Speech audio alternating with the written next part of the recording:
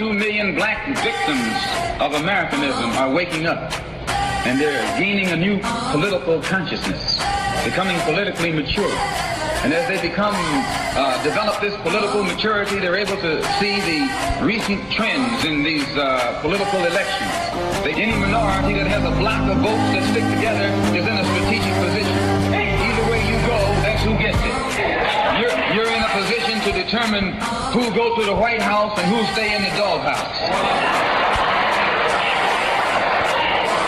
You're the one who has that power. You and I have never seen democracy. All we've seen is hypocrisy.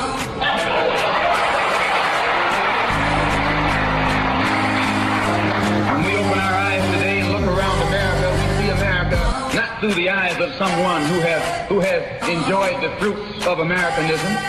We see America through the eyes of someone who has been the victim of Americanism. We don't see any American dream. We've experienced only the American nightmare. We haven't benefited from America's democracy. We've only suffered from America's hypocrisy. And the generation that's coming up now can see it and are not afraid to say it. And are not afraid to say it. And are not afraid to say it. And are not afraid to say it. And are not afraid to say it. And are not afraid to say it. And are not afraid to say it. And are not afraid to say it. And are not afraid to say it.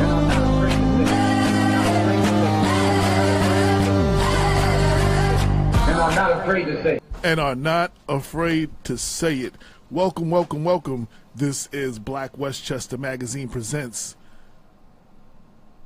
People Before Politics Radio on every Sunday 6 to 8. Yo, I like you. See that I drew a blank real quick. Like I really drew a blank. It's Black Westchester Magazine presents People Before Politics radio show every Sunday 6 to 8 on InTheMixRadio.com. I am your host, AJ Woodson. Damon K. Jones is on hiatus still, but he will be back. Of course, we have the lovely Lorraine Lopez, and we got Ricky Maxwell in the place to be. So, real quick, I just want to big up. So, you know, like I said, we've been talking about the newspaper. Shout out to Lorraine. She's been getting us last minute ads on top of just 5 minutes ago. Like, you know what I'm saying? Like, you know, just got us another ad from Andrea Stewart Cousins. Big up to her. Wanted to get it out on the first, had a couple of delays and stuff, Wi-Fi issues, so it will be out by the end of next week, maybe the 5th or the 6th, but from this point forward, all ads, we need to have all ads and payment in by the 15th of the month. So for the September issue, which is going to be dedicated to National Hispanic Heritage Month, you want to get an ad in that real quick. You have till August 15th to submit your ad, high res, 300 DPI. You know what I'm saying? So it'll pop real good. But yeah, we trying to do the damn thing. And I'm very pleased. So everybody who's seen it so far has been pleased. Has been pleased. And just for I forgot to set this real quick. Let me set that real quick. So who do we have coming in today? We have Lorraine, who's coming in today? You got Simmer Brandon, who's running for county legislator in the 16th district here in Yonkers. Okay. Listen, somebody's trying to get in into People Before Politics, and they say they can't get in. Hold on. And for a real quick special sneak preview, this is what the newspaper will look like. Nice. Black Westchester, the print edition, officially drops next week. And then it'll come out on the 1st of every month after that. But it'll be like the 5th or the 6th this month, though. But this is it'll be in all your spots. It'll be in the library, like especially Mount Vernon. We hitting Mount Vernon hard, Yonkers hard, White Plains, Greenberg hard. Peekskill. We're hitting Peekskill. We're hitting New Rochelle. And try to get a little bit in Port Chester, and in every other place it'll go. We doing it straight grassroots, no stands right now. Mom and pop joints, soul food spots, barbershops, hair salons, bodegas, anywhere they're going to let us put it on the counter. You know what I'm saying? That's where it will be. And if you have a store or a business and you want to carry it in your store, contact us. And anybody interested in advertising the September issue, hit us at advertisewithbw@gmail.com. All right, so, Lorraine, what have you been up to for the last week? Any news, anything going on in your life? What you been up to in the last 7 days? Well, can you please add Omi Medina Sr. to your page, please? Can I add who to my what? Omi Medina. Is on my page? Yeah, on your AJ Woodson page. Well, actually, People Before Politics, I just added him. It's pending approval. I don't know about that, the pending approval thing. We got to figure that out. So anyway, so what you been up to? I got stalked by a pedophile. Boy. Oh, boy. Yeah, that was cool.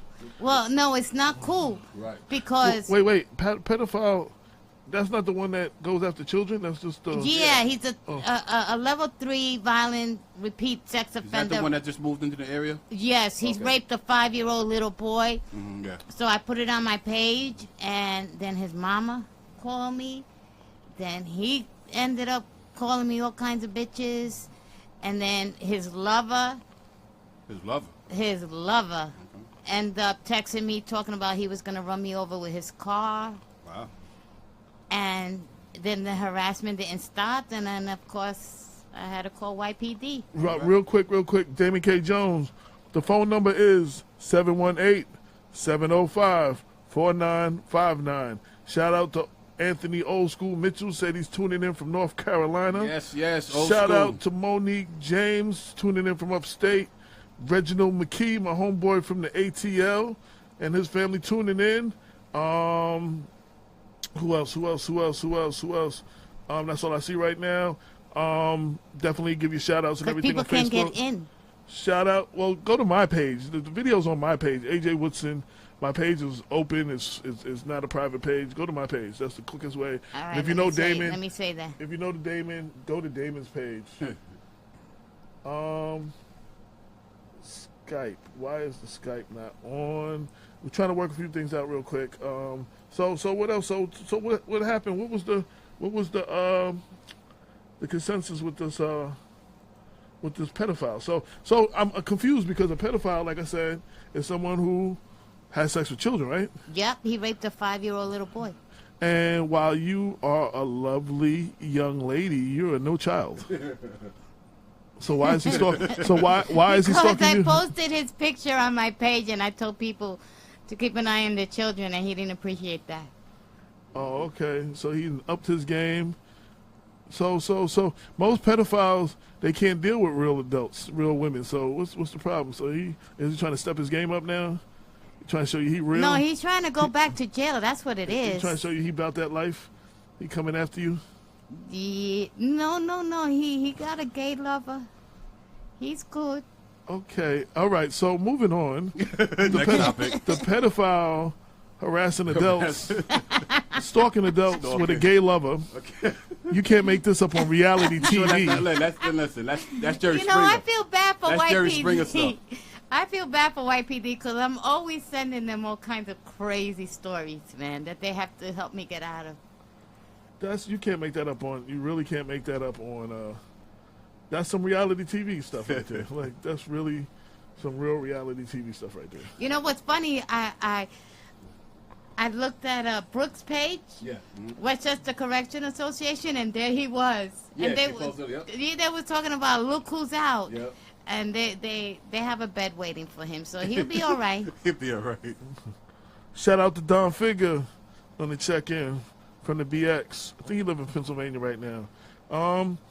So Maxwell, now I know there was some stuff going on. I was covering a couple of stories.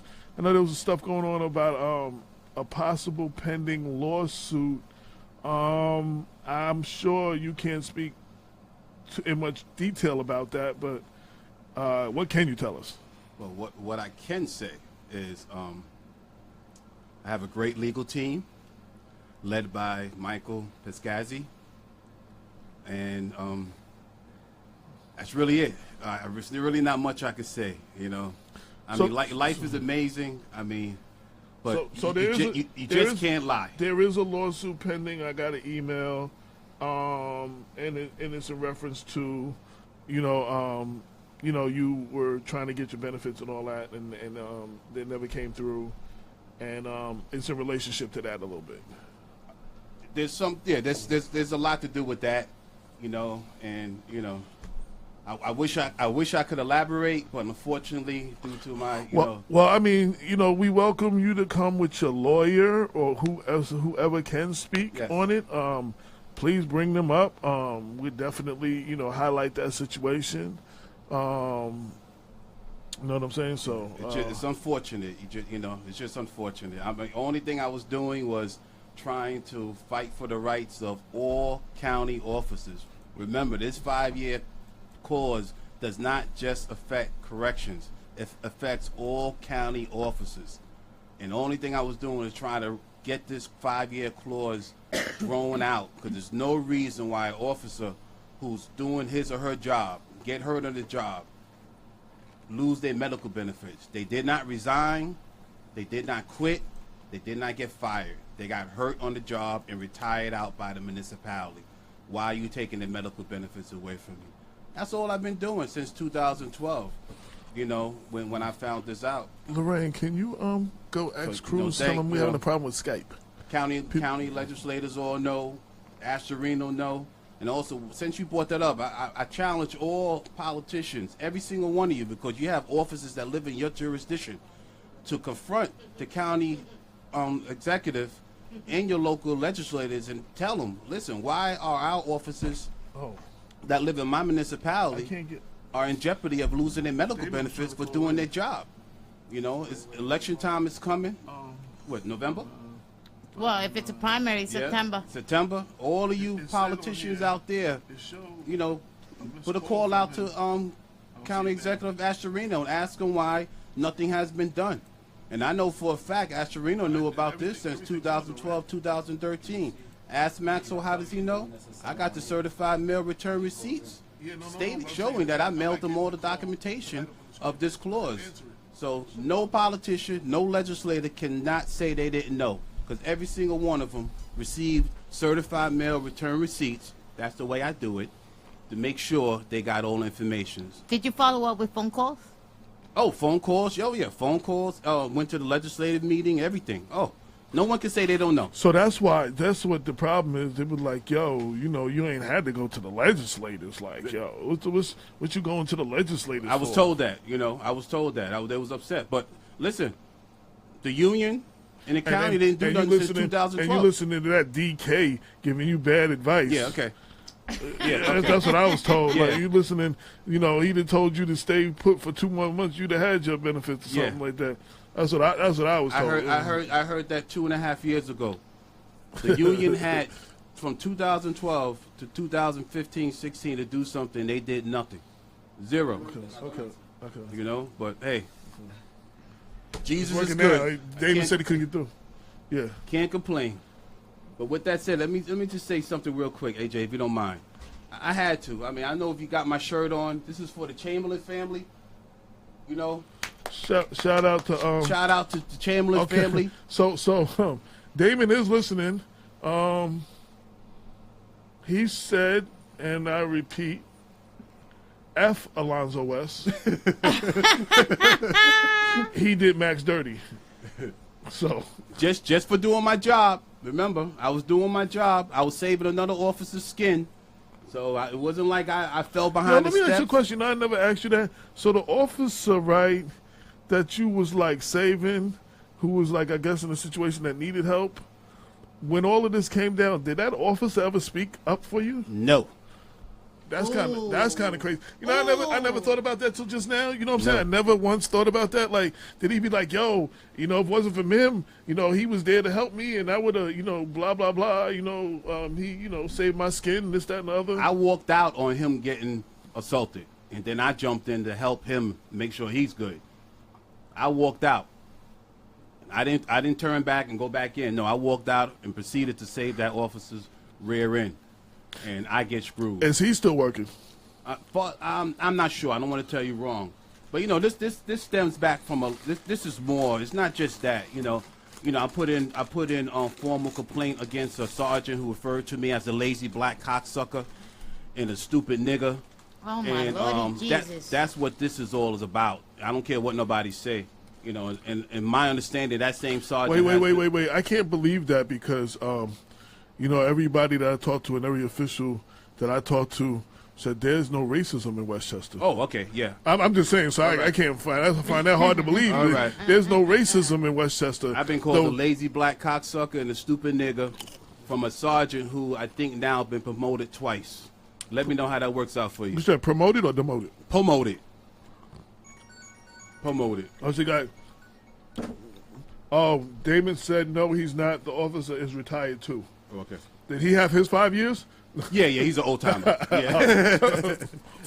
But the sad thing about it is that I don't know, maybe several months ago, the union retired out another officer with very short, like less than 6 months to get his 5 years. Why would you do that? It makes no sense. A lot of these municipalities, they're not saying anything because the officers are getting hurt.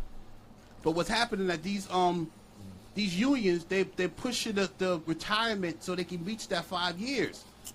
Prolonging it. How do you allow an officer who's 6 months shy, in my case, 2 months shy, of 5 years to retire out? I mean, how do you do that, knowing that they're going to lose their medical benefits? They were looking out for your health. They thought, they want you to get hurt. Yeah, but the bigger picture, come on. Nah, I mean, you push it back. Trust me. You think no other officers all these years been retired, got hurt before 5 years? Just like with NYPD. When people get in trouble, they push back, and if they close to 5 years so they can get their pension. They do it purposely to push things back, prolong it, to make sure the person get their 20 years or their retirement time. And if you go into jail for 10 years, at least you got your pension. Come on, you got to look out for the officers. If you have to look out for the officers. Look out for the officers and the families. Yeah, shout out to Russell Johnson. Put together those a series of concerts up at in Greenberg. Thank you for sending us those great take 6 shots for the newspaper when they was up there. I wasn't able to get there to take pictures, but sent me some great pictures there in the newspaper to be out next week. So shout out to Russell Johnson. They're doing great things over there. Gotta have y'all come back to the show soon too. It's been a minute. Hey, let me just shout out to the Chamberlain family. I wore my shirt in solidarity because of what our quote-unquote commander-in-chief encouraged in a speech he gave in Long Island with some police officers in regards to basically encouraging brutality when you're doing arrests and some other things. Reading after that, a lot of municipalities have, wrote statements out saying that, they don't condone that and that's not the way you're supposed to, go about things. Kenneth Chamberlain, the Kenneth Chamberlain family, that's a retired vet and an officer who lost his life through officers not following policy and procedure. And you have the commander-in-chief standing up there at a conference and have officers standing behind him, smiling and clapping at some of the things he said. It's horrible. It's horrible. How do you expect this climate not to change? You're just encouraging negativity and abuse in certain communities. That's why I wore my Kenneth Chamberlain shirt today, to show respect to the Chamberlain family and say no type of abuse is allowed. Acceptable. I said correctly. 705, sorry. That's my fault. 705. So, Kenneth Chamberlain Sr., nothing but respect and love.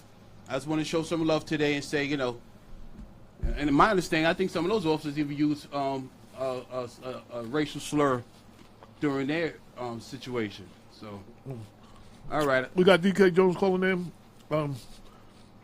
I actually transposed the number and gave him the wrong number. So, live and direct, back by popular demand, DK Jones. Yo, what's up, everybody? What's happening? What's up, DK? Hey, yo, what's happening, Max? What's happening, Lorraine? Hey, babe. Listen, I wanted to,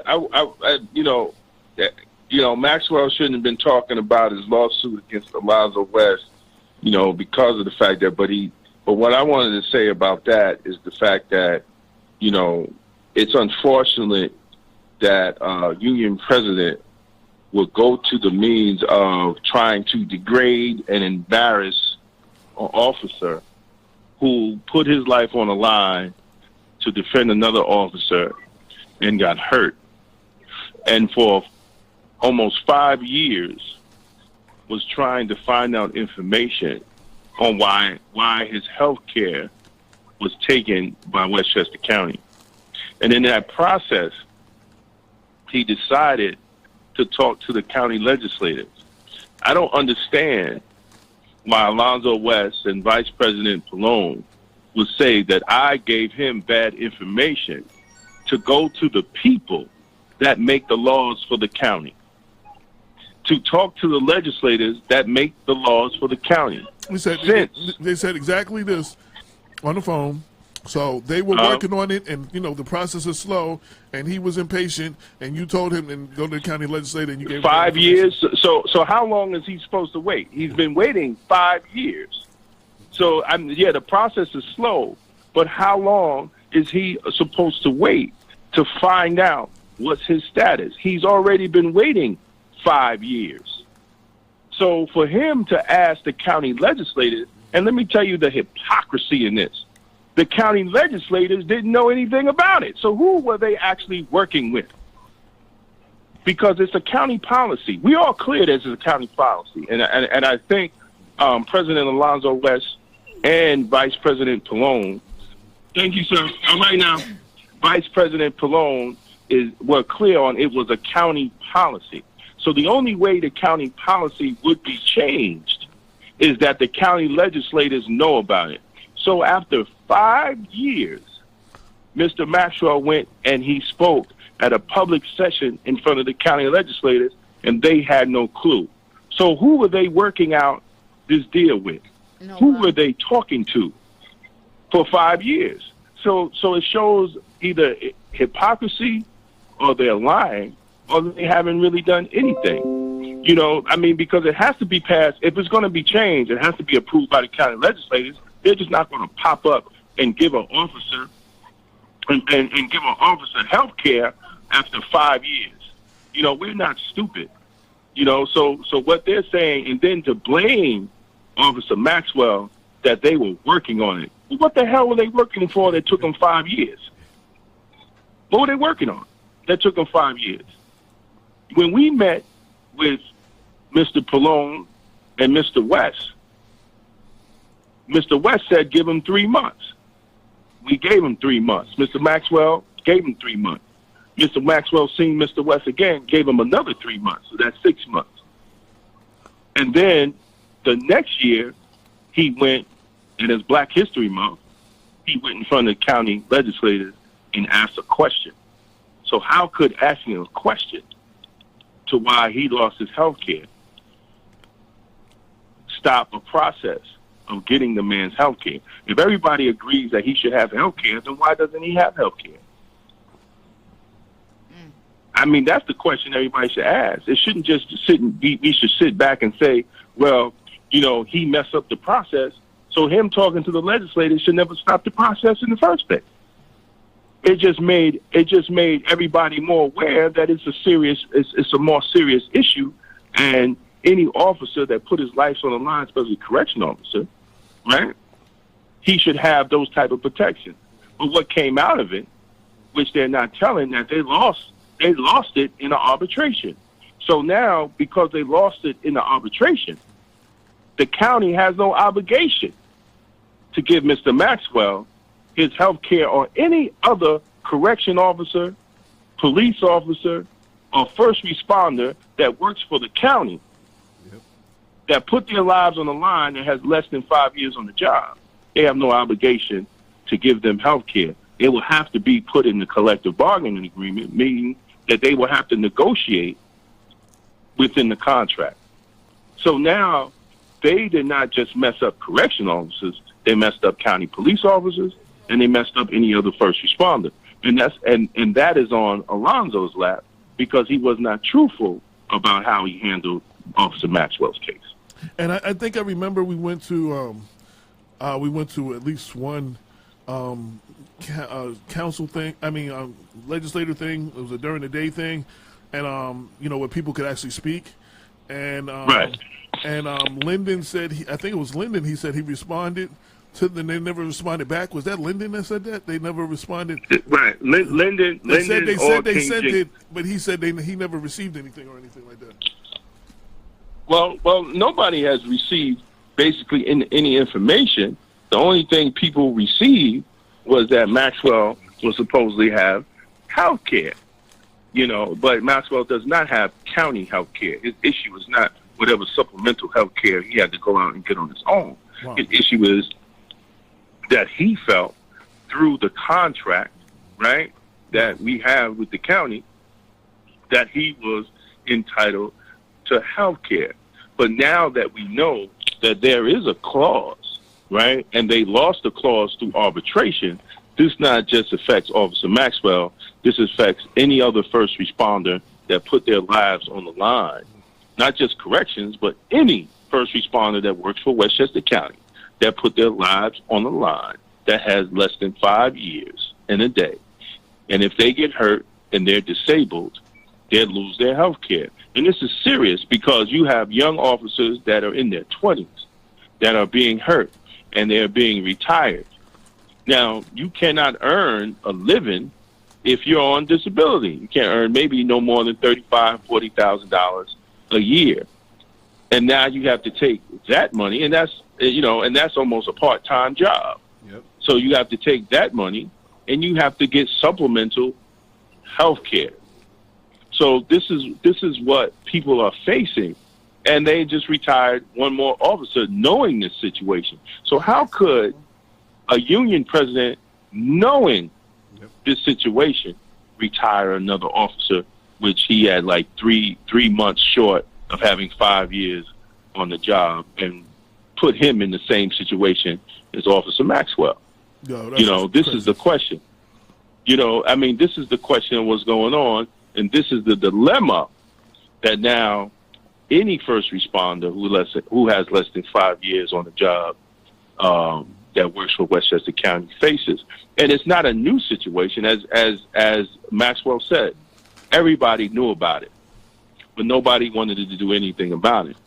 So, Astorino, falls on Astorino's lap, and he's going to have to answer to that as he walks around and he campaigns and he wants law enforcement vote, but he has yet to correct the problem, on officers doing the job that they're sworn to do and getting hurt and not having the protections that they should have when they're protecting people and keeping, as far as the jail, keeping the jail safe and secure, not just for inmates, but protecting civilians also. And Ken Jenkins was on here recently talking about that. I also saw there was another thing, if you want to speak to it, you shared a Huffington Post article, Colin Kaepernick, the NFL's treatment of Kaepernick shows Black lives don't matter. And you wrote, another reason for conscious black-minded people to boycott the NFL. If black lives don't matter, then our black dollars shouldn't either. Right. Well, Blacks in Law Enforcement in America has been the first organization and probably the only law enforcement organization that has requested that conscious-minded people, no matter what color you are, should boycott the NFL because of their treatment of Colin Kaepernick. Colin Kaepernick did not rob anybody. He did not rape anybody. He did not get in any DWI. He was not accused of murder, domestic violence, or any other issues that many football stars he didn't break have any been laws. accused of. Yep. Right. Right. He didn't even get a traffic ticket. But Wow. they have re-signed many football stars that have these histories. Even Michael Vick, who actually went to jail, was able to get signed by the Jets. And the Eagles. And the Eagles. $100 million Yeah, contract. Jets and the Eagles. and then you have. Wait, but didn't he just come out on some real? You know how they always have one black. Yeah, I superstar? was going to get to that. I was going to get to that. Then he had the nerve to come out like a slave because he's getting a check and say Colin Kilpatrick should cut his hair. It's not about his hair. You know, it's not about what's on his head. It's about what's in Colin Kaepernick's head, right. And that is consciousness. Because the only thing he did was take a knee to bring national awareness to the abuse of people of color through law enforcement. And you know, that's all. And I've said, you know, black people have, you know, we get outraged about the Confederate flag. More atrocities have been committed against black people under the American flag. Oh, yeah. Yeah, absolutely. And not only that, the national anthem is pro-slavery. Actually, yeah. If you listen to the missing stanza, right. Yeah, the third or fourth stanza that they don't sing. We have that on Black Westchester, the whole printout of the whole of all the lyrics. Right. So I think as we get close to the start of the NFL season, I think more and more people are going to be talking about boycotting, you know, the NFL. And if that don't work, go after their sponsor. The one thing that gets everybody's attention, go after their sponsors. Yeah. When you go after the sponsors, that's what made Hot 97 get rid of certain people like Wendy Williams and them, because they went after the sponsors. Once you start taking the money out the pocket, then the organizations respond. Right. Well, hopefully more voices come on board. I mean, when I was out last week, when I was in Cincinnati. Yeah, I wanted you to talk about that, about how that was. Yeah. Well, I mean, I'm also Maxwell. We all are members of the National Association of Blacks in Criminal Justice, and they had their national conference out in Cincinnati. Okay. And it was a great thing, man. You know, sometimes you don't get to see brothers and sisters that you might chat with on Facebook or email and stuff like that. But you know, at the conference, you get to run into a lot of people that you don't get to see throughout the year. And you get to see them in a different setting too, like a more relaxed. Well, setting. not even. Well, more relaxed setting, but you just get to see them. Right. You know, I mean, you know, you just get to see them, and it was good to see my brothers, some law enforcement from Compton, who has an organization called Compton for Cops, and them brothers have been out there. And they put the chief in jail, the deputy chief in jail, and 10 police officers. You know, and they're making a better relationship for Compton and the police department. You know, and it's a good thing to see those brothers. I did a class for the conference called "The Importance of Black Law Enforcement Organizations." You know, basically trying to get them to understand that, you know, we have a voice also, and we should use our voice as law enforcement professionals to address a lot of issues in the criminal justice system. You know, but also I was out there with the brothers from Cincinnati. I think it's called the Sentinel Police Officers Organization, where they have been fighting for justice for a young man that was killed by university police, and I think there were 200 jury trials.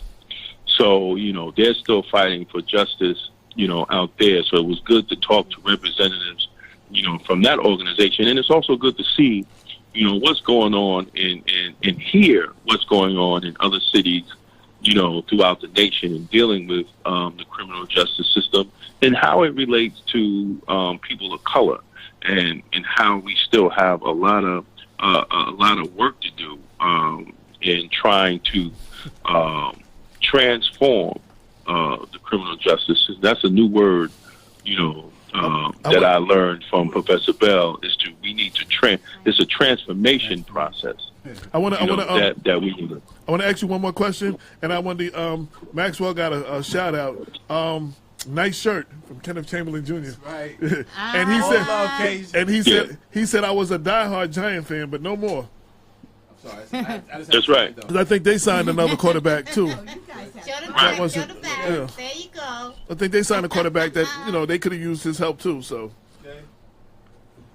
All love, Cage. Yeah. Well, I mean, it's sad, brother. what I wanted to ask you now, and I kind of know the answer to this, and for those listening, especially of color in law enforcement, why is it important to go to these kind of conferences? What do you gain by going to these conferences? 'Cause I know a lot of people, a lot of our brothers and sisters don't necessarily go to these kind of conferences. Well, the first thing is you gain a sense of brotherhood and sisterhood, throughout blacks in the criminal justice system, right? And you gain knowledge beyond your department and your city, and then you see that the game is the same. The only thing that's changed is the clowns, right? because it's the same old circus, right? Right. So you're able to grab knowledge from fights that other people had, and you're able to learn mistakes from what other people have done in other cities and victory. Because soon, the brothers from Compton are sending me all the information on how they put their chiefs in jail.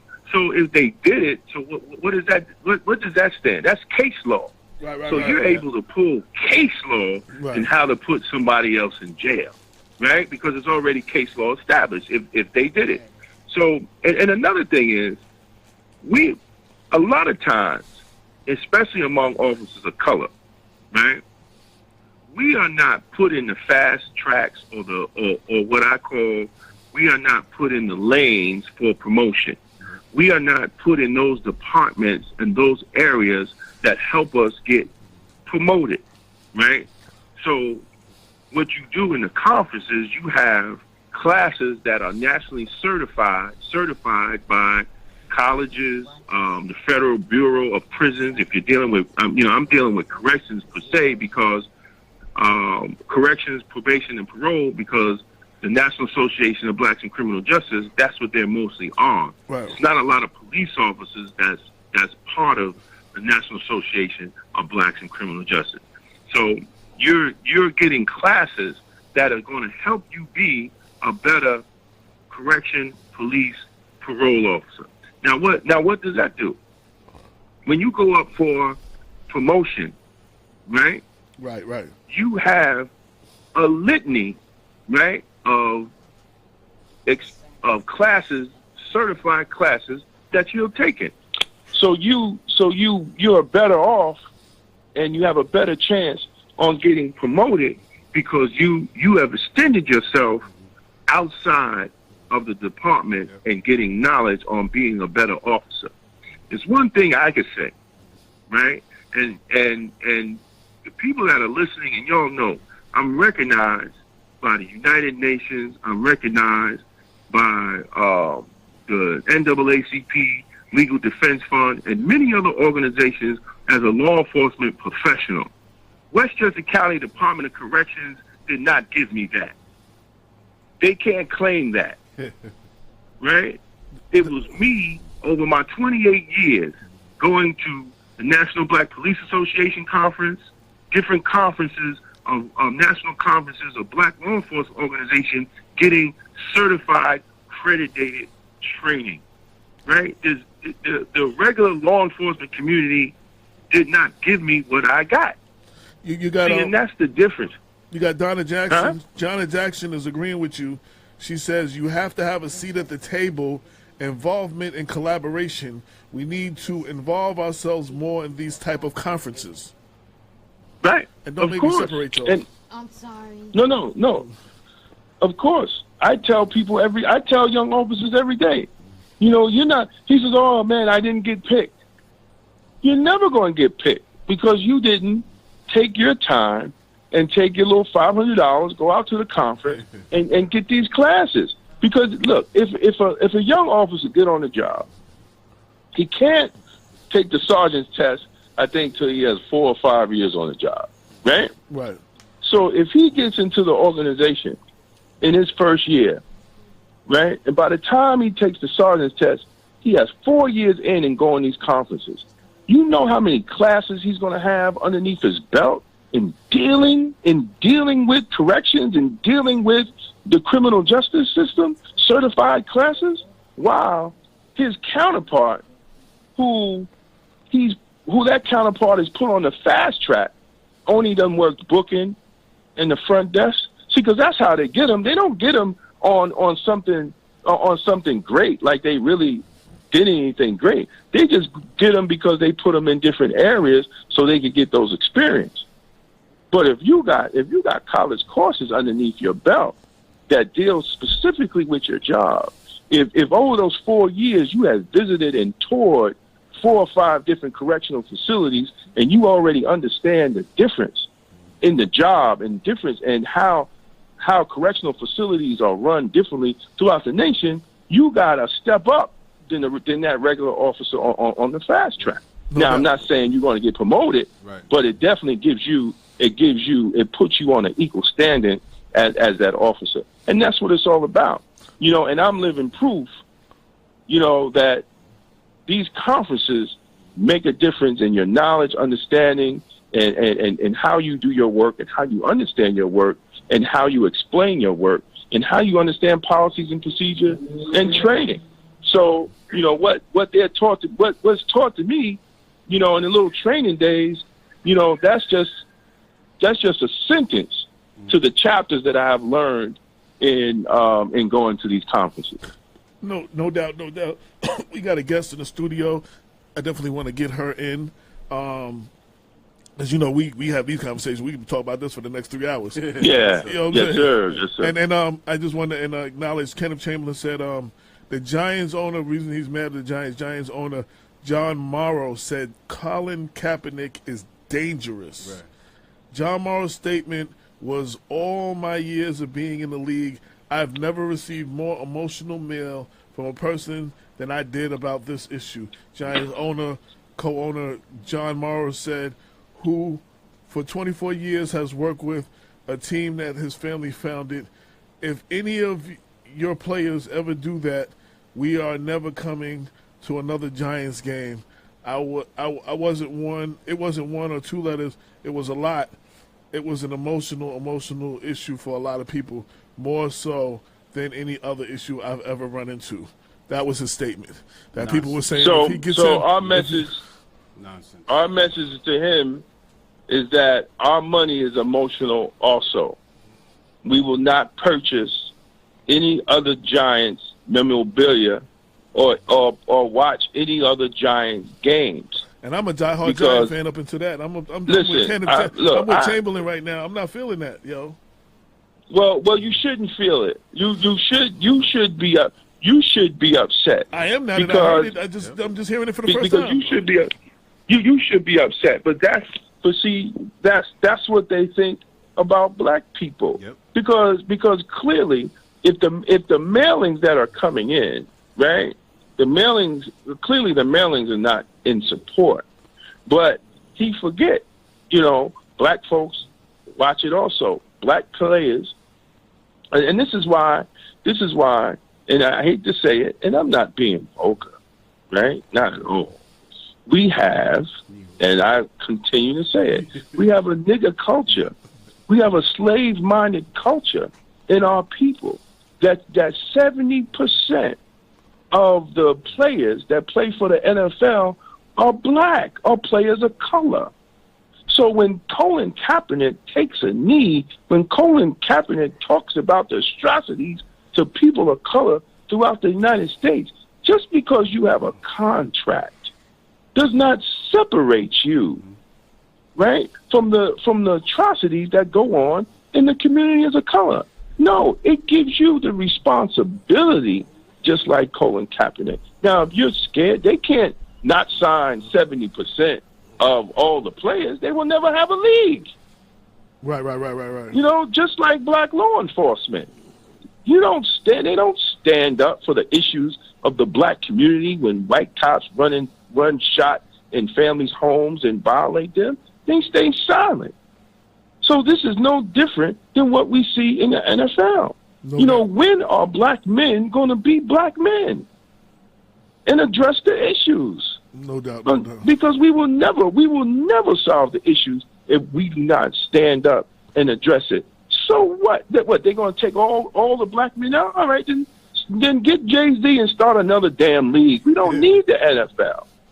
Right. Got Jay-Z, Dr. Dre, and get some of the money Bill Cosby got left over. He want to spend some money. Get OJ. He got money. You know, I mean, start another league. We don't need the NFL. OJ as commissioner. Shit, OJ out. He got some money. Nah, he don't get out till October. Yeah, October. Oh, well, he'll be out in October. He'll be parole, but he won his parole case, but he's not released till October. He'll be out in October. But, you know, I mean, look at Ice Cube. He's starting a basketball league, right? And then a lot of players that are players that can still play in the NBA are playing on. Right. Now, it's time for black people to start their own. They have shown through Colin Kaepernick that they don't give a damn about our issues. You know, but yeah, what's the Christian boy? He could pray, and he wasn't even a good ass player. What's that boy? Tim Tebow. Tim Tebow. He couldn't even throw a touchdown pass, but he could pray and be all the Christian that he want to, and then say he's not doing stuff because he is a Christian. There wasn't nothing wrong with that. See, we always settle for the double standard okie doke. Yep. Whether it's in sports, whether it's in law enforcement, whether it's in the justice system, whether it's in corporate America, whether it's even in politics. We always stand for the okie doke. But it's time for black people to say enough is enough. How many more days are we going to be disrespected? Just take it because we getting a check? You got to be kidding me. I have no respect. Yeah, I'm going to end it right there. And my last comment is, and the Jets didn't even pick up on him, and the Jets took Tebow when he was questionable, and they took Vic. So they took two people that was heavy media presence. Yeah, and but the Jets owner is the ambassador under Trump, so he's not picking them. No doubt. Now, moving on, I want Lorraine to introduce our guests. And then while Damon was talking, I had to get Damon to stop because I almost had to separate these two, and they were still talking. I could barely hear Damon. I was like, I was about to separate these two in a minute. This will happen every time we're together, by the way. Well, tell Damon I'm sorry. I didn't mean to. Thanks, sorry, DK. Damon. Hi, Damon. Hey, it's not a problem. Y'all enjoy, and thanks for coming to the show. And she just took out an ad in the paper too. Oh, great! Thank you even more. Well, that's the first. Thank you even more. Oh, wait, Damon. So while we're sitting here, where I have the People Before Politics logo, in that space, Lorraine just sold that to Andrew Stewart. Thanks to Simla. That's great. Andrew, thank you very much. I just talked to them on the way. I just talked to them on the way in. And the first thing they wanted to know was, okay, where do I pay? And I was like, oh, see, we need more people like that. Like that was the first question they asked. Andrew Stewart Cousin has always been a friend of the show. She's always been a friend, and we're still waiting for a date for her to come back on and give us an update what's going on in Albany. We need to know what's happening in Albany. Absolutely. We need to know what's going on with this the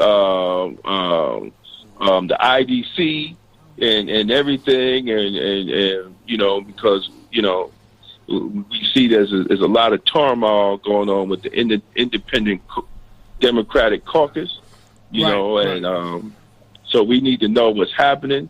And we need to get Jeff Klein behind to come on the show and explain what the hell's going on with the IDC and see what's happening. So we support Andrew. We always support.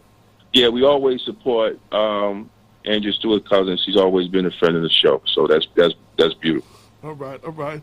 That's what's up. And go ahead, Lorraine. All right. I want to introduce you guys to the Honorable Simmer Brandon. And I'm a little bit biased when it comes to Simra because she's been a great friend of mine for many, many years. And she was actually my mentor in City Hall. I have to, you know what? I have to do this. How do you pronounce her name? Simra. So, okay, because it sounded like Simma. She calls me. Simma. It sounded like Simma when she said that. And I lived in Georgia, and that says call her Smyrna. You know, like that's how they spell it, Smyrna, Georgia. That's how they spell. So that's what I was like. She's saying Simma like S-I-M-M-A. S-Y-M-R-A. Yeah, no, but I'm saying when she says it, it sounds like two M's. Because I'm Spanglish, darn it. Okay. Okay. So I had to correct that because I was like, yo, it had me calling you the wrong name. Like, people was correcting me. Go ahead. So you sure you don't want the floor again? He digressed. I digress. Go ahead. Digress. So anyway, first time. See, there you go. I'm giving her props for being on the show for the first time. Yes, this is my Yay! There you go. Well, anyway, Simma taught me all the ins and outs of City Hall in Yonkers when I first came through as a little youngin. Uh-oh. And taught me where the cracks are, tell me where all the doors are, and so she created the monster, the she definitely created this political monster. Yes, yes, and I'm very grateful to her. And with that, I want to introduce you to Simra Brandon. Welcome, Miss Brandon. Make sure you pull your mic and just pull it up to you so we can hear you clearly. You have to almost eat it. No, you don't. You just have to point it in front of you and talk into it. Okay. Yeah. Can you hear me? Yes. Thank you, Lorraine, for that introduction, and I'd like to thank everyone for inviting me to the Westchester Black Magazine's People Before Politics Yes. radio show. I have to say that this is my first time here. I have listened to the show, Okay. but I can't tell you that I've been here more than once. Okay. And I believe the last time I was here, I was here with State Senator Andrew Stewart Cousins. I'm sorry, I'm just getting Oh, you here. came when she came? Yeah, that was the last time. That was in I here. 2014. I know. Wow. And that was the time we just talking about that. She said, That was a century people ago. said, she can only be there if she has to leave at 6:20. She kicked off her shoes and she stayed. She was comfortable. She stayed the whole show, boy. Yeah. Yeah, she did a good job. I'm sure she did a very good job. Yeah, absolutely. I believe you invited me so that you could talk to me about what I'm doing. Yeah, now you're running for Yes, I'm running for county legislator, 16th Okay. district, here in the city of Yonkers. That's a crowded race right there. Yeah, but she is the nominee of the party. Oh, okay. Let's make that clear. She is the Democratic nominee of the party. As Lorraine said, I am the person who was endorsed in the convention that the Yonkers Democratic City Committee had in May. Okay. It was hard fought. I didn't know if I was going to win it or not. I knew that if I did win the convention and got the endorsement, I would move forward. And if I had not gotten the convention, I would have sat down and abide by what the Democratic Party wanted in terms of who they were endorsing. As you know, that didn't happen in the sense that I did win, but the other people who didn't win decided to move forward, and I'm in a hard primary. Okay. It's not an easy, thing that has happened, but, I've been around a long time. I was the chair of the Yonkers Democratic Party, and it makes it somewhat different because now I'm on the other side running as opposed to helping people run and win. Let me ask you a question. Can I ask you a question really? Can I stop you right there? So I know we had this in Mount Vernon, and where a person actually won, or was selected, and then everybody ran, and then then they had multiple parties, and even after they won the primary, they continued to run till the general election. Now, on 2 points, right? I know there's a thing that good Democrats, whoever they select, the good Democrats, they're supposed to get behind the Democratic candidate that the party selects, especially after they win the primary. But on the other side, everybody was like, it's their right to run anyway. You know what I'm saying? So it's like, So I've heard both sides of that. Why do we even go into a convention Right. if it's the right to run anyway. Right. Well, I guess it's called protocol. This is what we do, and this is what it ends up to be because it's a democratic process. Right. And you can't stop somebody from running. Right. You can't say, okay, you sit down because you didn't win. It doesn't work like that. So in many cases, when people feel that they, they can do it too, they do it. And so that's why we have 4 people in our race. Well, we talked to the other 3. To All all 3. of them, yeah. We talked to all 3 of them, and they've all explained why they are the candidate that everyone should vote for. So why are you the candidate that the residents of Yonkers should vote for? Where do you want me to start? Oh. Hey, the beginning. Somewhere. She was pumping up here before she started. Okay. Pumping. First of all, I don't know if you want to hear the background, the education background. I don't really think that's important. I think But you do have a social work background. Oh, yes. I heard there was only one social worker in the race. I'm sorry. I do have an MSW. I graduated from Hunter School. Yes, a master's in social work. I graduated from Hunter School of Social Work. Okay, yeah. I also have a master's in public administration from Pace University, and I have a bachelor's from Morgan State. Oh, okay. So, That's what I'm talking I about. don't want people to think that there's only one social worker in the race. I worked for Westchester County government for, do I have to say how many years? But I worked in the Department of Social Services. Okay. I also worked in the Youth Bureau as a program administrator and moved over to the county exec's floor where I was the assistant to the county exec for Andy Spano. Okay. Now, that job really connected me into what I think where the experience counts in working with the County Board of Legislators. I did special projects with the County Board of Legislators. I represented department heads, and the joke was whenever there was someone decided they wanted to leave county government, I usually got appointed as either the director or, the person who would run the offices, and that was the Office of Disabled, the Youth Bureau, Affirmative Action, EEO, and I can't remember the other, but anyway. And then I would have to go out and find somebody to replace me. Okay. So I headed up a lot of the executive searches also. Transition team, basically. Yeah, basically. Yes, ma'am. Transition, it's like whatever was necessary, that's what I did. And so it was very interesting when I heard that, only some people have experience in county government. I have a lot of experience in county government. Okay. You've got the most experience. I had the most experience in county government. Like, and in different departments, it's just not, in one place. Right. It's varied experience. Which is helpful. Right, it's very helpful. And, Office of Disabled was very, it was a good learning experience because we got involved in transportation for the disabled. It's just, I just felt that this race calls for someone who can do the job. I'm not about getting a job, I'm about doing the job and serving the constituency. And Lorraine will tell you, I used to fight tooth and nail for some of our constituents because I've been there. even as a former councilwoman and the first African-American female councilwoman in the city of Yonkers, Okay.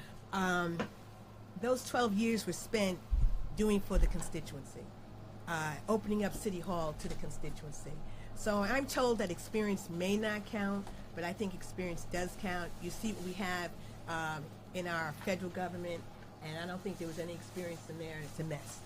So I would like to bring what I have to offer to the forefront to help people in our constituency. Okay. Now, what was that again? You said the first African-American female. Say that again. To sit in City Hall, to be elected as a city councilwoman. Okay. In And Yonkers. I don't, Yonkers. in Yonkers. Okay. I don't tote that. I mean, to me, I was a councilwoman and I served everybody, but that title does sit with me. Well, it should. It It's should a sit tag. with you. It is a tag. Yes, it is. An Oh, honor- I was an the honorable first tag. Latina Okay. in the city council of Yonkers too. Ah, there you go. The whole melting pot right here. We're trailblazers. So, I got that. Like, what do you now? I asked everybody this. A lot of times when people are running for office now, Ken is moving on to run for a higher office. a lot of times when people are running for office, they'll either do one or two things. They either will criticize the person who had the office before them and say what they're going to do better, or they stand on the shoulders of that person and try to continue what they were doing. You know what I'm saying? So speak to you understand what I'm saying? Like, it's either one or the other.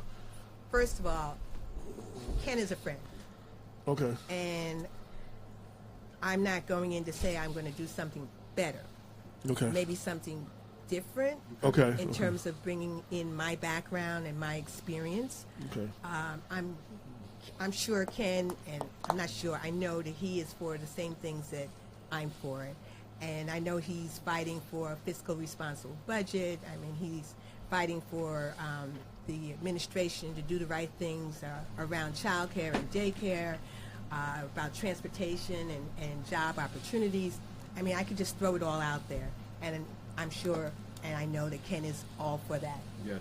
And when you probably talk to some of the other candidates, we're probably all talking the same thing. Right. Because when you look at the 16th district, you're looking at a district that's in need of job opportunities and affordable housing. Now, how do we fight, Astorino on how he sees he's successfully, is providing affordable housing? Well, that's up for grabs. We have to talk about how other things can be done to provide for affordable housing. Affordable housing that is actually affordable. Well, that's the whole thing. Because I cannot afford affordable housing. I'm just keeping it real. Like, well, let's keep it real because we're talking about we have low income housing, and then they talk about affordable housing. Fair market. There needs to be something between affordable and low. Right. Because many of the constituents are having a lot of problems maintaining what they have and trying to get something else. Now let me ask you a question. And I've asked everybody dealing with Yonkers to come through. One of the young ladies who comes on the show often and writes for Black Westchester. Her name is Laura Case. She's a homeless advocate, and she talks about the homeless. And she wrote a series called Homelessness in Yonkers, and she dealt with some of the issues and the cutbacks and the closing of certain places. And one of the places they couldn't even take showers during the day, and then she was telling me about, and I'm going to keep repeating this until everybody gets it because I didn't get it at first. The working homeless, those who actually have 9-to-5 jobs, their kids go to school every day, but they've lost their home and they no longer have a home, but they're still, you would never know because they're still at work every day and their kids still go to school every day, but they don't have a home to go to. And this is supposedly a growing number, especially in places like Yonkers, Mount Vernon, in the urban cities of Westchester County.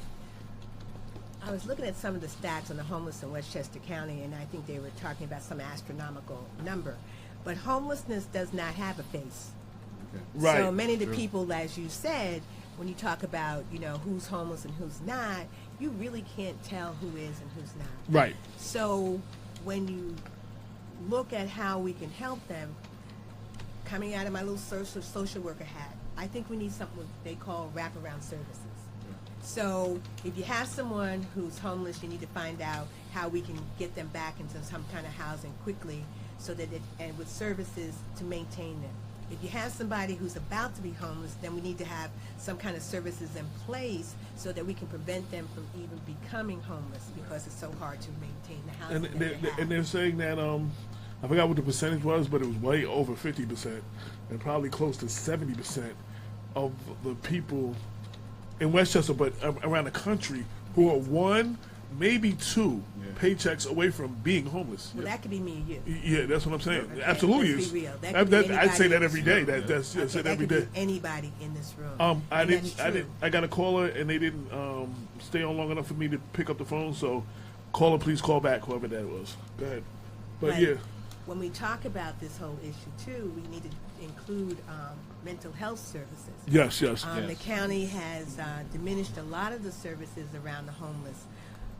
I was speaking with the director from the sharing community, and she was just painting this picture that wasn't very good. here in the city of Yonkers in terms of her ability to serve the population that we have here. And it's because of the number of cuts. So what does a county legislator do? Call a police hold. Legislator is going to have to try and work with their colleagues to try to find more funding for these programs, because even though one may think that if we don't fund it, they'll go away, people aren't going to go away. Yeah. That's what I'm saying. Homelessness is not going away. Unless we can provide housing for them and services for them, mental health services for them, and anything they need to, maintain them. Absolutely. We have a caller real quick. Caller, please state your name and your purpose for calling. Welcome to People Before Politics. Hi, my name is Stephanie Jacovino, and I'm calling with my husband, Omi Medina. Okay. Okay, the reason for my call is I would like to know what the city can do for disabled person with family as far as housing goes. Can you explain, Stephanie, a little bit of the situation, what's going on with your husband? Okay, so my husband is diagnosed with neurofibromatosis type 2, which are benign tumors that randomly pop out in his body, and the only solution is surgeries. So my husband's been diagnosed since 2007. Right now, because of these surgeries, he's currently deaf. He has poor vision, paralysis in his left side. And the issue that I'm having is we live on a second floor with no elevator, there's no ramp. And the situation right now is for my husband to leave the house is that he has to sit down on each step, which is 2 flights of steps, to go outside. Yeah. Wow. Okay, and he's also a fall risk. No, handicap so accessibility, that's the key. Right. Yeah. Handicap accessibility. How big is the apartment building? I mean, How big is the apartment? building? My apartment is... Not your apartment, The building. building. How many units? floors? Oh, no, it's only 2 floors, and there's 4 apartments. Okay. So the first thing I was thinking about was the building being ADA accessible. But I don't know if the landlord is required to do that for that size building. That's something I would have to explore. The other thing is that if you had come into the office of State Senator Andre Stewart-Cousins, where we have someone who deals with constituent services, and you're invited to come in, that's at 28 Wells Avenue in Yonkers, we probably would have touched base with Westchester Disabled on the Move. That's Okay, let me just intervene for a moment. My husband and I did go to the mayor's office, and we were directed to the Department of Constituents, I believe it's called. Service. But this is a different office completely. You're talking about the city of Yonkers. She's talking about the state senator's office. Yeah, she's taking you to the state senator's office, because I had spoken with somebody in that office, and they contacted someone that they knew from the Department of Disabled on the Move. And what I was told by them was that I would get a call back, which I'm still waiting for, and this was, I believe, on Tuesday, and it's Sunday. You know what to do? Get a pen and paper now and listen. That's what I was going to say. Yep.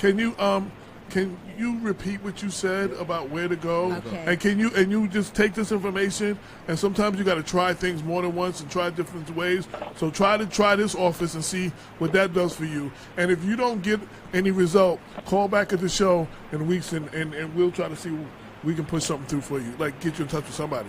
Right. But Okay. But if you tried one thing and it didn't work, now try this office that she's talking about, and go to the senator's office and see if they can help you. You know where it is at Wells. It's right off the square. Go ahead, let her finish. Okay, Mrs. Medina.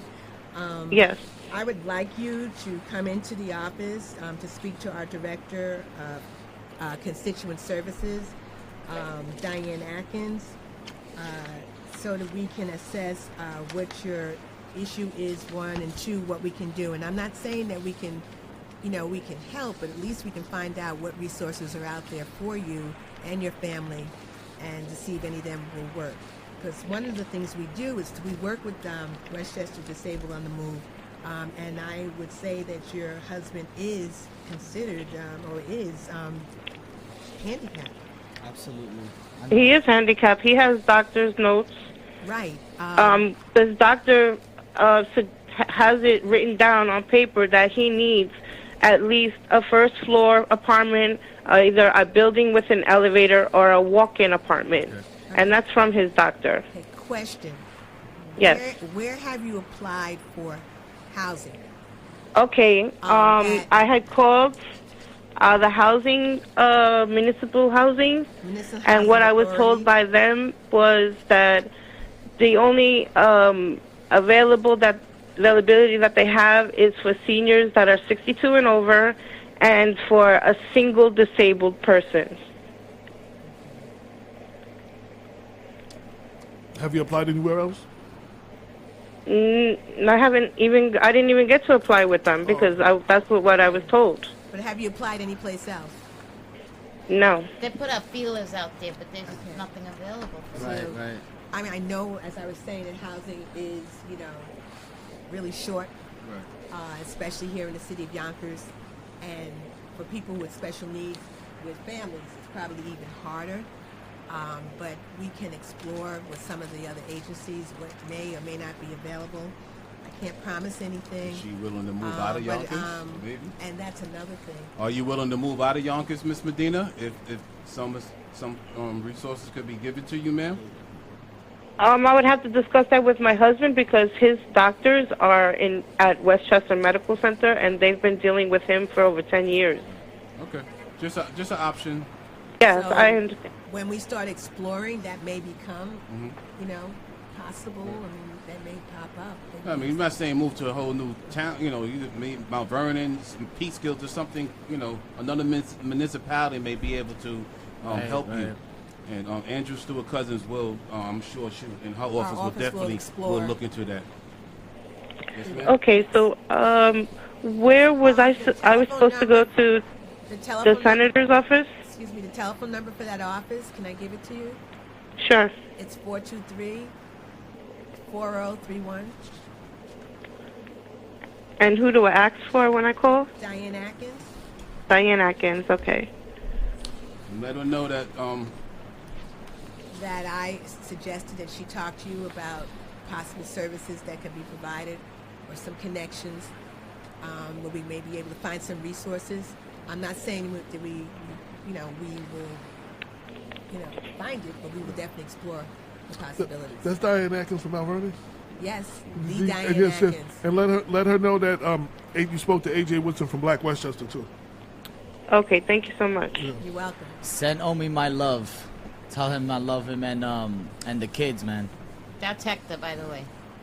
Hector, hi Hector. Hey, what's up? What's up, family? How are you? I'm Miss good. Medina, I'm good. God bless you, taking care of your husband. Love and Thank respect. You know, they have 3 little children, too, by the way. God bless you, ma'am. God bless you. Yeah. Thank you. This family, even when I had we wish you the best, and please let us call back in 3 weeks or a month or so. Let us know your progress. Let us know how you're doing. Like you call now. Don't let this be the last time you call. Let us know and let the audience know what your process is. You know what I'm saying? What obstacles maybe you're still facing, and maybe someone else can suggest something too. So let us know how it's going. Okay, thank you. Thank you. Have a blessed day. All right, Stephanie. You too. Bye-bye. Do you know? That's a beautiful thing, and I just wanted to say real quick, Damon and I started this for several reasons, Black Westchester and People Before Politics. One, to help change the narrative of how we're brown and black people are perceived in the media. 2, to promote and elevate those that are doing good in our community, to hold the feet to the fire of those who not, but also to be the voice of the voiceless. We have somewhat of a platform, or whatever it is you want to call it. You know what I'm saying? And anybody in this position needs to use that to do, like I said, we had Laura Cates on, and she could not get in touch with anybody. I hit Chris Johnson real quick, and he called in, and I had her talk directly to him and told him if she calls me in 3 weeks and say you didn't get back to her, you're going to hear from me, right? So they worked. You know what I'm saying? He tried to help, but she would not have been able to. She wasn't able to get in touch with them on her own for months. I don't know why, but she was unsuccessful with getting answers from anybody in City Hall. And we were able to make to be able to connect people like this, right. To be that, you know what I'm saying? It reminds me why we do what we do. Because people say, why do you do that? You know what I'm saying? It's not like, I could do like a hip hop show and have a hip hop publication and make mad money. Right. You know what I'm saying? Because I came from that world. Like, you know what I'm saying? I could have a TMZ type of news thing and make mad money. You know what I'm saying? Right. But this is more important. You know what I'm saying? Sometimes, and I enjoy hearing, when people can come in and they can possibly be helped. And you guys make a huge impact in people's lives. I know that for a fact. Well, this is a dire situation with Mr. Medina because Mr. Medina has multiple tumors all around his body, and he lost his mother to this. Right. He lost his two sisters. He just lost his sister a year I've known ago. Him for about 15 years. That's only about 20 years. And I remember, him being healthy, young, running around. Absolutely. Yeah, and it affects him, his ego. It affects his manhood. He's got 3 little children, and you want to be able to help him have a good quality of life. Right. Even with his condition, he brought being his kids to like my Stop and Shake stations, and one of his kids dressed up like a police officer. Right. Yeah, it's not worse than being a man, especially a proud man, and then you can't take your kid to the park. Yeah. You can't play ball with them. Right. You can't go maybe to the school to their play or something like. There's nothing worse to a parent. She's definitely been holding it down. You know what I'm saying? And give her love. She's been holding it down. And we have to, and you know what? We need more of that in our communities. You know what I'm saying? With a spouse, like it's for better or for worse has become until I find a better offer or get bored. You know what I'm saying? And it's like, unfortunately, that's what it is. There is no for better or for worse. Like this is for worse right now. Like, you know what I'm saying? And you holding it down, that's keeping them vows. Like those words are very sacred when you say those words. Right. You know what I'm saying? And it's and you know what? One of the things that I learned.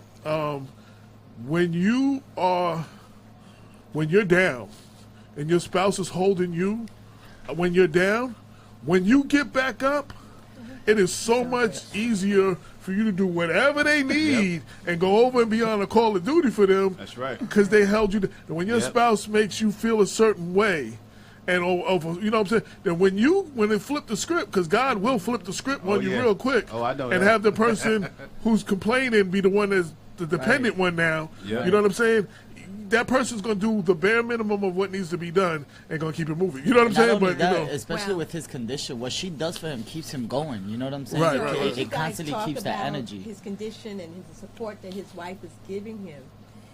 I'm wondering if there's someone out there who knows of other resources that we can use and tap into. Okay. I was going to get there too. I was like, it takes a village. You know what I'm saying? It takes a village. And again, with this platform, there's people listening. And she also needs if you know of anything. a respite from the services she provides for him. So if there's something they can do in terms of the kids and helping, what about the Youngest Housing Authority? Well, the Youngest Housing Authority has a list. Right. Yeah. No, but I could tell you a little story about an extensive list. Go. Let her.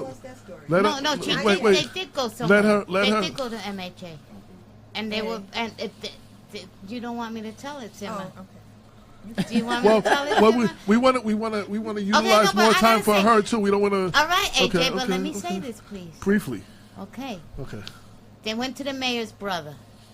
The mayor's brother promised him an apartment and sold them a bill of goods. And when they went back with the paperwork, when they went back to City Hall with the paperwork, the mayor's brother changed his tune and said, "This is not my office, and I'm not the one to deal with this. You're gonna have to go somewhere else with this." That's what happened to them at City Hall. Well, I'm going to get back to, on a positive note, there are people listening out there who can do something. Yes. Right. There are people out there who know other people and can make phone calls. Mm-hmm. And if you can get some information for these people, you feel free to call us. or go to Black Westchester and hit the contact us button. The phone number, the email address, and the mailing address is there. Contact Black Westchester and bring it to us so we can bring it to the family. Yes. There's those listening now.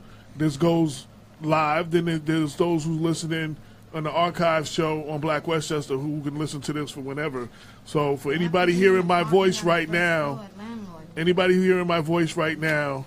who can do anything, please call and let's see what we can do for this family. Amen. And I hope someone does call in to help this family. There's many other families out there that also need wraparound services and the community to come out. Now explain that just for, I'd like to break this down. What is a wraparound service? Could you use the service? Is like, for Yo, instance, what's up, Maggie? you have someone a family person, who needs multiple resources in order to have a quality of life. Okay. Right. Okay, so if this family needs housing, then we try to get housing service. If this family needs medical assistance, then you try to get medical assistance. If child care is involved in terms of getting the mother a rest or having these kids involved in a structured setting for daycare purposes, then you provide daycare or some subsidies to make that happen. If it's an after-school program for the children, to make sure that they, are engaged after school. So you're talking about services that are provided to make sure that the family stays intact and has a quality of life. Okay. By the way, as far as the kids are concerned, and you mentioned school, I have the list of the children's stuff that they need for school starting in September, and they're a long list. And if anybody's willing to contribute and help this family out, they can see me, because if not, I'm just buying all the stuff for them in September. So you can contact Black Westchester 914-979. No, 914-979-2093 and say Lorraine told me. No. The mailing address is 455 Tarrytown Road, 1318 White Plains. You taking care of back to school stuff? And email is blackwestchestermag @gmail.com. Just for the record, Westchester Correctional Association will give you a check to take care of that, help that family out. Oh, God Beautiful, bless you, beautiful. Max. That's what's up. Also, Yes, I'd ma'am. like to let the family know, or let you guys know, that there will be several back-to-school giveaways. Affinity in the senator's office, and Grayston, and I think there's a couple of other organizations I know will be doing it in August at Phillips Manor Hall. Yep. They're going to give away at least 800 plus book bags, Okay. which will be filled with supplies. So Well, if we can get one of those book bags before that happens, or after, if there's anything left over, simply because Omi can't walk, and the mother's Take it upon ourselves.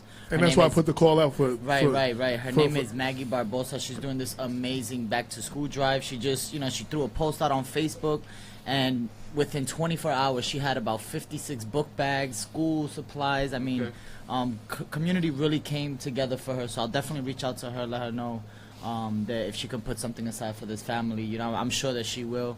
Again, you can find her on Facebook. Her name is Maggie Barbosa, and she's really doing a lot of stuff in the community for back to school, of course. Yeah, these are some specific lists. Right. My brother Ken Bright said you are correct about branding oneself. I'm going to separate you two. You're correct. It's about branding. We need to work together. Y'all are talking because I can't. Because I can hear y'all talking. I can hear y'all talking over the people talking because you got mics on. You know what I'm saying? Like, you know what I'm saying? Yeah, it still picks up. So Ken said you are correct. It's about branding oneself outside of your established responsibility as a conscious serviceman. And then he said, pain makes change eventually. Yes, sir. Ooh. Yeah. No, that's a fact. Shout out to him. Shout out to Ken Bright. Right. Brenda Harris is listening. Trish Carter. Shout out to them. Let me check the other pages. That was that one. Carl Mathis and Tina C. Davis. shout out to them. Just want to make sure I get everybody who's on the check-in. And anybody in Yonkers, if you have any comments for the candidate and don't want to call in, you can type it in on the Facebook page under the video, and we will read your comment and get you an answer right away. All my people on the live, if you want, comment something, people before Edgar, politics. could you talk about her fundraiser? She can talk about whatever she want to talk about. There you go. Oh, I got to separate y'all too. I'm sorry. I didn't know what I can see. This is my first time here, so I don't know what I can do. I don't know if I have to give permission. This is First of all, well, let me start first. What people have seen you, heard you. Maybe they want to volunteer. They want to donate. They want to whatever. How do people get in touch with you? How do they find out more about you? How do they volunteer? Any website, social media, and all that. Let's get that out the way too. Okay. Can I start with, you can go to my Facebook page. Okay. Number 2, I'm having my second fundraiser on August 17th at Evelyn Batz's house in Scarsdale on Falmouth. I don't know the address, Falmouth Road. If you hit me on my Facebook, you'll see that invitation also. You know that you can't run on air. They tell you that about cars and everything else. So one of the things that I have to do, which I'm not good at doing, is fundraising to get the opportunity to run for this particular office. So anybody who feels that they can support me or want to support me, my efforts, you can call my campaign office, which is 914-830-5394, or email me at brandonforcountyledge1@gmail.com, or come to my fundraiser where we're going to feature Bobby Lavelle, who is a renowned saxophonist, and he actually has stated he would love to come and entertain whoever comes. So, would love to have everybody join me, and see you there if you can be there. All right. Sounds good. Nice. I ain't gonna say. Lorraine's definitely hiding her excitement of who she's supporting. Right. Okay. I just want to say that Lorraine and I go back a long way, and This is my sister, man. we really did a lot of good work together. And people want to know, well, what has she done lately? It's not about what I've done lately, because I've never left my community. I'm here in Yonkers. I was raised in Yonkers. My kids went to school in Yonkers. I've been here for years. My husband was a correction officer. He's a retired correction officer from Valhalla. We are part of the fabric of this community, and I'm not going anywhere. So I just want to say that when you want to know what I've done, you need to think about, you've heard of Midnight Basketball. Midnight Basketball is still going on. I brought Midnight Basketball to Yonkers. That's right, I remember. Okay? And that keeps a lot of young people off the streets in the You summer. wasn't with me shooting at and the they've even gym? devised other programs from Midnight Basketball. Lorraine and I worked on, what was that, carbon monoxide? The carbon monoxide law. Oh my God. Yes, that we was brought it to something Yonkers. That was really significant. We were having people die because of carbon monoxide poisoning. You talk about businesses. I brought, the business improvement districts to Yonkers. They're still going on. Yeah. So you want to know what have I done? It's still there. It's still happening. Ceiling rents from Municipal Housing Authority. Living wage. They talked about living wage now. They're fighting for $15 an hour. Well, we fought for $9 an hour in Yonkers. So why are you just fighting for $15? Don't ask me what I've done. Why don't you look at what I've done? Well, let me ask you a quick question. Since And you she mentioned has your husband's a retired correction officer, Ken Jenkins is a proponent of this 5-year clause that Westchester County has with their officers. If you're hurt on the job, and you don't meet your 5 years anniversary, they take your medical benefits away from you. Are you serious? Yes, that's a fact, and I know it's a fact because it happened to me. All right. So if you get hurt on the job doing your job, and you're retired out by the county, this is not corrections. This is all county officers. And listen, this is not you just didn't want to come to work one day and you retired. Right. This is not you quit. Right. This is the county retired you. You got hurt on the job, you're retired. I was like, okay. If you don't meet 5 years, Separate y'all they two. take your medical benefits away from you. But I thought that the contract, previous contract, said that you would always have your medical benefits. That's when how my they- husband was there, After 5 years. After 5 years, see that's a I clause. didn't know about the clause. Even during the processing, they tell you that you guarantee your medical benefits for life. But now there's a county clause that says that if you don't meet 5 years, they take your medical benefits away from you. I was the first one that it affected. So Ken Jenkins has been on our side. Linda Williams has been on our side. And I'm asking you, since you're going to be taking over. That's not even a question. Oh, okay. So no need. All right. Now, I do have. Thank you. I noticed that. Changing lanes real quick. I know Hector walked in the door, and I know you have some kind of walk coming up. If you can explain that and talk about that very briefly. Extreme. It's very extreme. So next Friday, August 4th, I'm walking 140 miles. It's about a 4.5-day hike. Okay. I'm walking up to Albany to Governor Cuomo's office. Okay. Now, when you say you walk, are you walking you're not walking nonstop, of course. You're stopping off. Yeah, I'm gonna places. be walking for about 8 to 9 hours a day, totaling about 33 miles a day. Okay. I've been practicing for the past 2 weeks, like walking from Hudson, from my house to Hastings on the Hudson and back. I walked to the show today, so just really getting my motors going and getting ready for this. More mentally, I feel like physically I'm ready. I'm still young, thank God, and healthy. So Now, it's more preparing myself. The whole call for it. What's the purpose of the walk other than The good purpose healthy? is. Well, it's definitely helping me change my whole way of life personally. Like I've been eating differently. I feel healthier, just walking. But the whole purpose of this walk is to raise awareness on mental health and suicide prevention. So I have a press conference this Friday at City Hall where I'll be kicking off from. And I'm doing this because there's so many people silently suffering at home, you know.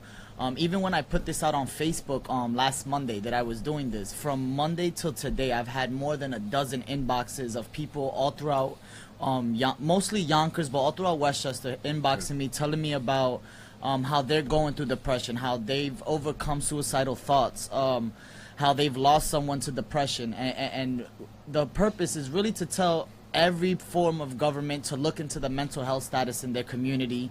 This is not a party issue. This is a human issue. You have cops killing themselves, community members, singers, recently the Linkin Park lead singer, this is something that's affecting people that you wouldn't even imagine is going through depression, even in the community. So my whole point of this is to go to Governor Cuomo's office, make enough noise where I can just tell them, hey, look, can you allocate more money to Westchester, specifically Yonkers? I'm not encouraging anyone to walk with me all the way to Albany, but there's a lot of community members who are like meeting me at City Hall and kind of walking me down. I'm taking Route 9 all the way up. I got to give a big shout, and just to set the tone. When I shout certain people up, it's not me endorsing them or anything like that. It's more me speaking my truth to power. Okay. And I got to give a big shout out to people like Christopher Johnson, Michael Sabatino. These are people. Who else? Carmen Goldberg, even. These are people that. Not to say Simmer doesn't support me. And now Simmer, because she just found out about it. I never informed Simmer. I was just gonna say that. I never told Simmer. But actually, no, I called the senator's office Thursday to speak to Pena, but she never got back to me. But I'm sure Monday they'll call me back. But I've reached out to so many people who kind of hit me up and was like, "Yo, Hector, here's $20, here's $30, here, and not to say they gave me a much. I mean, Christopher gave me $20, Michael Sabatino gave me $25, but these little things adds up, right? I mean, I got a hiking bag, I got the camel pack. I'm still missing like portable chargers, just a few more things I need for this walk, but. Certain things might slow me down, but nothing will stop me from raising the awareness on this topic. The sharing community, it's horrible what the people are going through there. They got to get, by the time they actually sign in and get to bed, it's 11, 12 o'clock at night. 5 in the morning, they got to get up with no direction, no shower, no nothing. and then there's no resources. Even if someone said, okay, I think I'm going through depression, they finally get help. There's like a 3-month, 2-month waiting list to actually see a therapist. You know, the services we do have is overbooked. They're overwhelmed. And then if Medicaid gets cut because of if Obamacare gets cut, that's less people who are gonna get attention. So I want to say too, with all medical, the hospitals, the nursing homes, the rehabs and stuff, when my mom was going through all that, I realized that because of cuts, they're overworked and underpaid and stretched out very thin too. Right. You know what I'm saying? So I mean, it's easy for somebody to think, oh, the people are not doing it. You know what I'm saying? It's the resources are not there, and they cut overtime, they cut positions, and they have everybody trying to do more with less. Absolutely. So you're doing the role of 3 positions that were 3 positions last year, and now it's you having to do that with no overtime. Right. You know what no I'm saying? Assistant, no nothing. Yeah. So and that's why I was like, I could have walked. I could have, went to Cuomo's office and just said, "Hey, look, we need help." But I'm doing the walk. Really, is to just get more people involved and raise the awareness. There's people in our own community. Are you going to go live at different places, different parts of the just to let you know, it's 7:05. I've made it 44 miles now. I'll be walking through 18 towns. Can I ask a question, gonna be AJ? stopping. Go ahead. Can I please ask a question? Not that ever stopped you before. Well, thank you for asking. Yeah, she was telling you now similar. She just cut you off 3 times. Right. Not 300, 100. Does the governor know you're coming, and is anybody there going to be waiting on you? Well, I've informed Chuck Lesnick. Chuck Lesnick is helping me set it up on that side. He's been, cool. They need to know that you're coming. Other than that, you'll be going up there. There's not much going on in Albany. Right. During the summer, because the session is over. Right, and that's why I everyone's telling me, oh, Hector, you chose the wrong time to do it. But it's like, no, I want to shake people up while they're in vacation, because people with depression, people at the sharing community, they're going through that right now. Well, they're going through a lot right now because of the funds that have been cut. And the things that are happening in terms of them trying to move the sharing community out of that particular building. Exactly. So are they trying to move it to another building or just get rid of it? They're trying to move them out of Getty Square. Right. No, I mean, are they relocating them, or are they just trying to closing the building?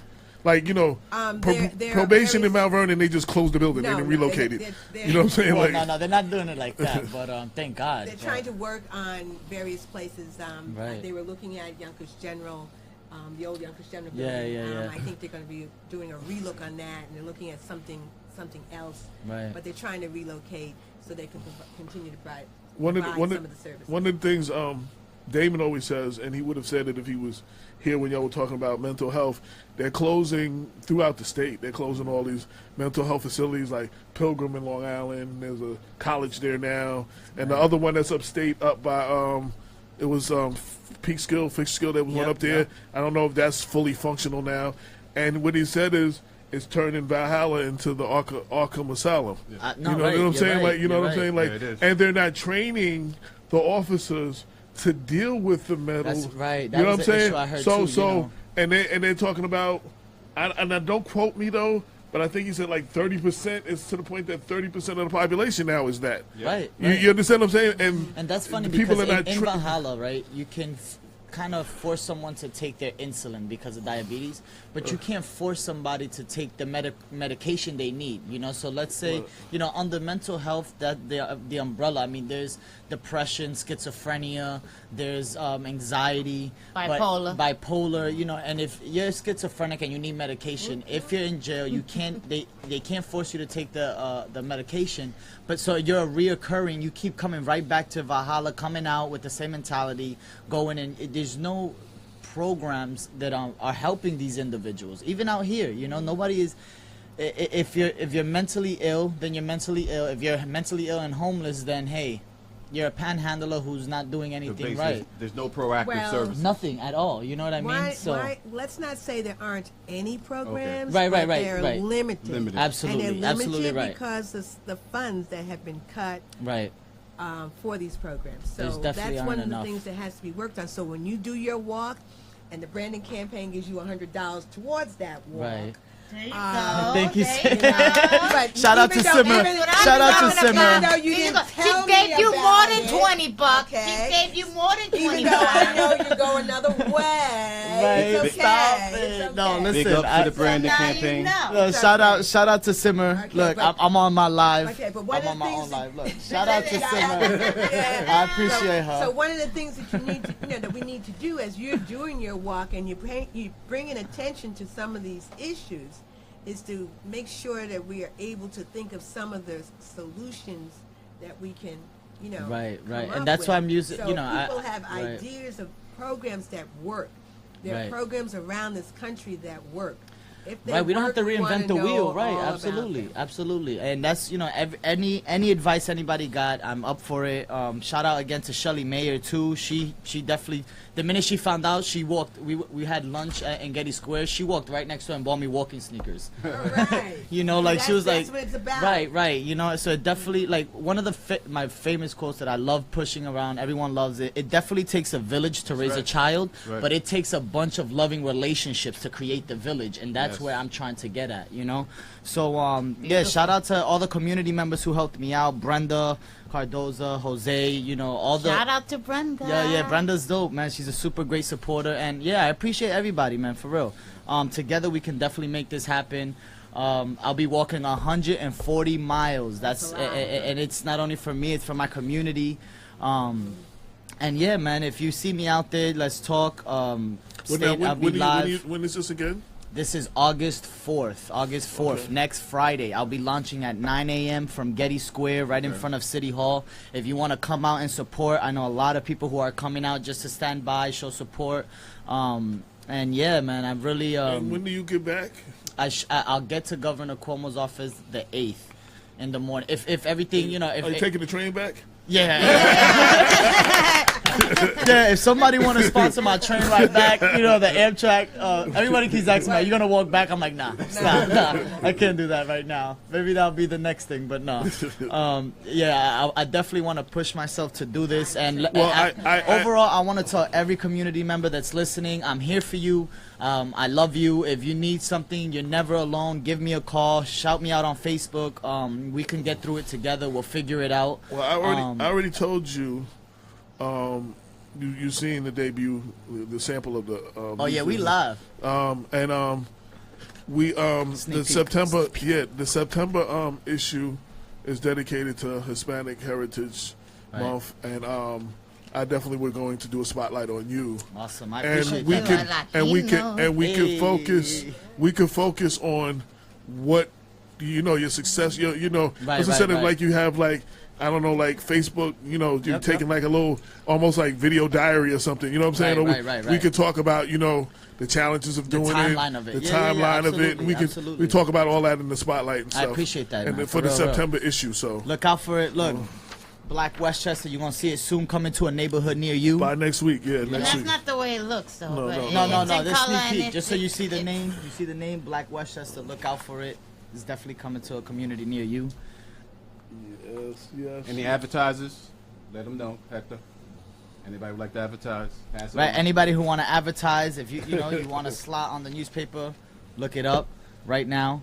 People Before Politics or AJ Woodson. He's on here live, or just hit me up and I'll do my Hector the Connector thing. That's what they call me. Hector the Connector? Yeah. Everybody calls me Hector the Connector because I get respect from the local homeless to the local mayors. I just give everybody love. And everybody reaches out for me for things. It's so weird. So I'm just that conduit. Okay. Right. Shout out to Simmer Brandon again. I gotta do it. She remembers when. No, she remembers. I gotta give it up, man. Yeah, Simmer Brandon and Andrea Stewart were essential in my life. They were the ones who pushed me when I was in the streets, running around. I was selling drugs. I was in a gang. I was a teenager. And, I would not be here if it wasn't for, I want to say specifically them two introducing me to Lucy. They introduced me. I remember Andrea Stewart let me march with her when she was running, I think, for like Assemblywoman or something. Senator. No, it was before county that. legislator. Yeah, county legislator. And she let me march with her with my gang beads and everything with her in South Broadway. And And the cops kept coming up to her, "Are you okay?" And she's like, "Yeah, this is my buddy. What's up?" You know, and she made me feel like no matter my choices, I was part of that community. And you know, she constantly beat in my head, "Hector, you're better than this. There's other." She showed me the options that I had. She introduced me to Lucy, who then just worked me to death when I was volunteering with her. She worked me to death in her gardens, and to the point where I didn't even want to go back to the block. I wanted to go home and go to bed. And then I just met so many people that are still like mentors, are my family in the community. Shout out to Sean Patterson Howard. Oh my God, I cannot do anything in my life now without hearing her words. "Hector, hold integrity. Hector, integrity." You know, like Sean is no joke. So I definitely give her a big shout out. Lucy from Greystone. And yeah, man, I'm just here to let people know that, you know, there is a way. We just got to get connected. Again, it takes a village to raise a child, but it takes a bunch of loving relationships to create the village. Absolutely. You know, so. And on screen, this is the official look of the newspaper right there. Hey, check that out right there. Yeah. That's the color. That's nice. Yeah, that's beautiful. Man, shout out to Black Westchester, man. When he was just like a memo pad in the background of a room, now he got the studio, he got the newspaper. Shout out to you, bro, and that's what it's all about. AJ's always been big time wherever he's at. Oh, okay. There you go. There you go. All right. There you go. That's why she got the hot seat. No. Okay. No, I got it because I'm good at what I do. Ooh, I hear that.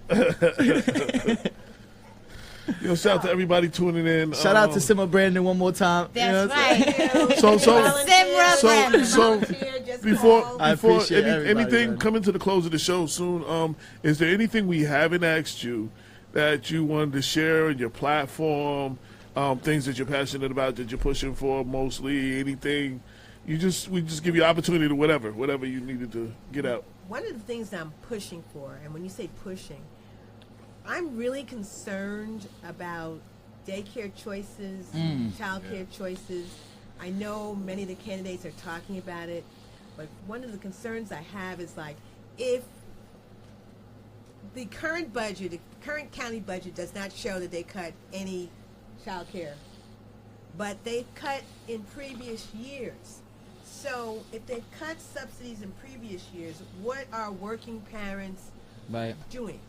Or what are working people doing with their kids? Right. And my concern is, are these children in appropriate daycare settings? Right. Are they in settings that are not risky to them and their health? Right. That is one of my concerns. So I will be pushing to restore some of the funds that were removed, even though they weren't removed recently. So, you know, any other county legislator that wants to work on that. The other thing that's concerning to me is, you know, they're talking about what they're going to do with transportation and the bus system. Well, if you're taking away daycare, or you're cutting subsidies, and the person's trying to work and they can't get to their job, what do we have? We have people who will then fall into the whole system of social services. Yep. I can't, afford my apartment. Right. You know, I had 10 jobs, now I only have 8 jobs. You know, just to. No, it's true. It's true. Daycare's $300 a week. I'm looking at the risk. And more. Right. That's the cheapest. $300 and a week. And that's some of that's rent. Wait, and that's some of the churches that are charging. No, seriously. That's what I pay for my grandson. Somebody was telling me. Yeah. They were telling me that they were paying what the church was charging them. And I was like, wow. And I'm not saying that the church shouldn't make money if they have a daycare, but you know, then there's that fine line that they're the church. Right. You know what I'm saying? And I understand everything's not free. You understand what I'm saying? But there's people who cannot afford to you can't afford the daycare, then you got to take a day off, or then you have an older child who's really not old enough to be home by himself watching the younger children. Right. You understand what I'm saying? Right. And, things happen and, Wait, I want to give a quick shout out to Mr. Lucas on my Facebook. He just inboxed me, sent me a message saying he got my way back from Albany. He wants to get me. So shout out to you, man. I appreciate that. Yeah, so I guess that's my ride back from Albany. Hire a limo. Get a limo. People before politics making things happen. Right. So I appreciate that. It's a train ride. Right. I appreciate that, man. Oh, shout out to Andre Wallace. I see you, brother. Thank you. You're the truth. I Oh, big appreciate up you. to Andre Wallace. Yeah, Yes, Andre sir. Wallace. He's a What's great up, guy, Andre? man. So yeah, man. Shout out to Lucas. Thanks again. Yeah, I got my ride back. I'm good. There you go.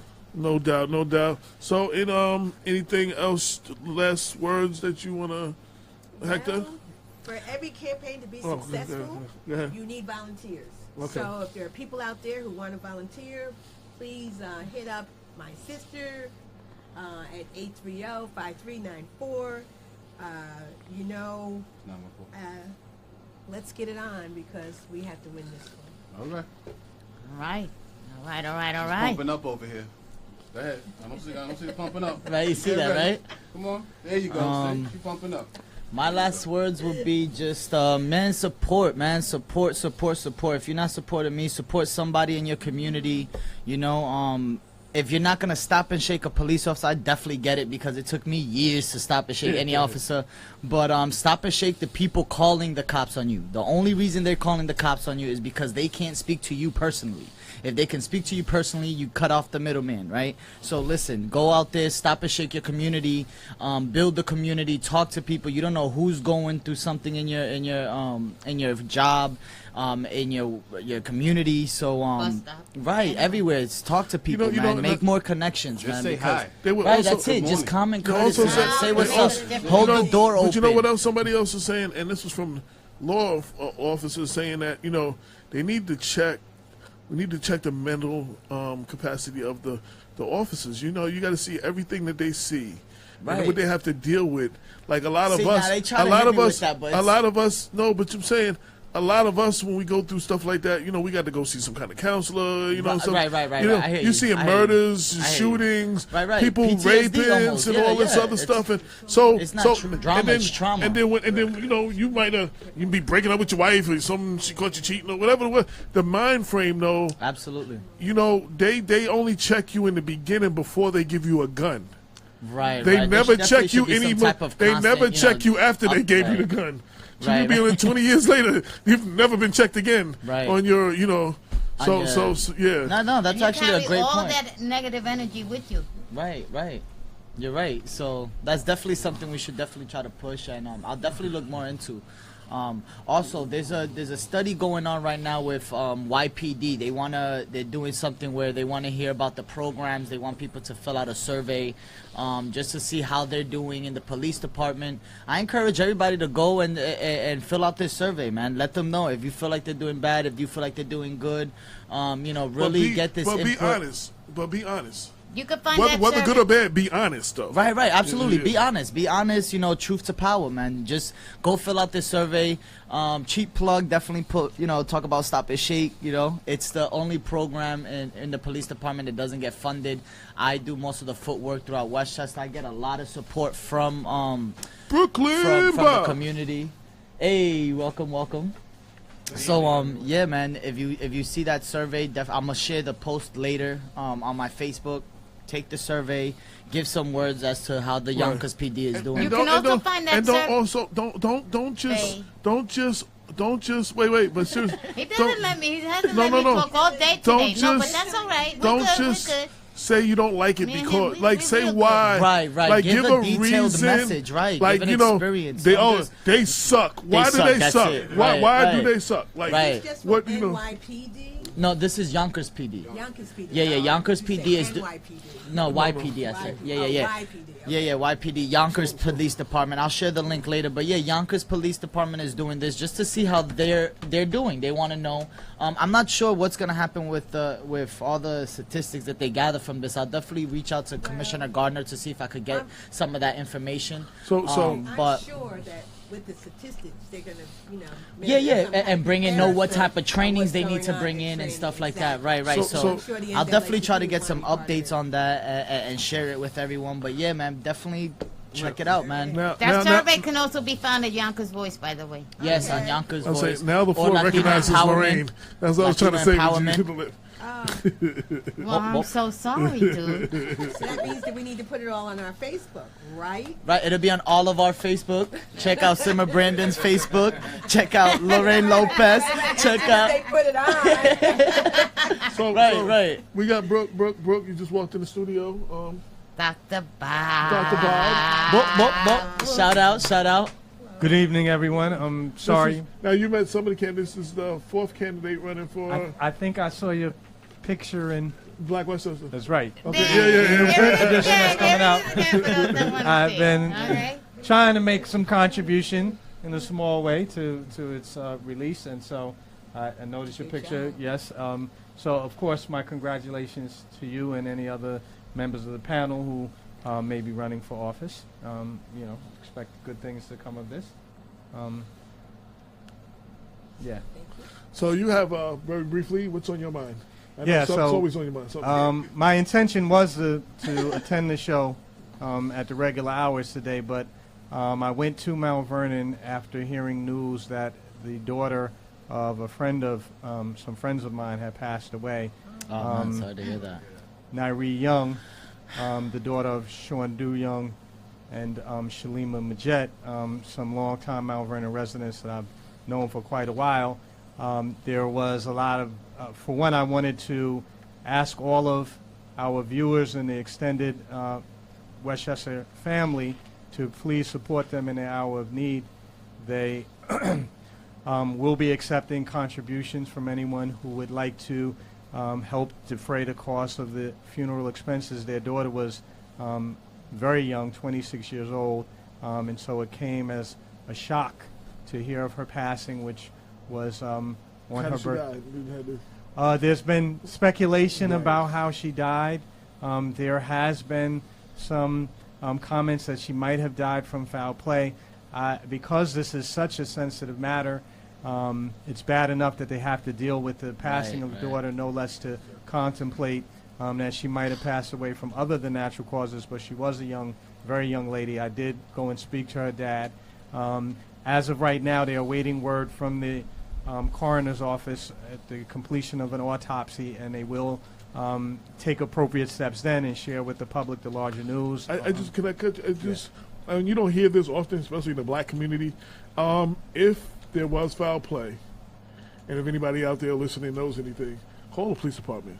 And tell, you know what I'm saying? Like, I know they'd be like, to call the police. Yes, call the police and let them know. Absolutely. And let them know so this family can get justice. Right. We've been dealing with justice for families who haven't been able to find justice, not just in Mount Vernon, but especially Mount Vernon. Several parents are still not have justice.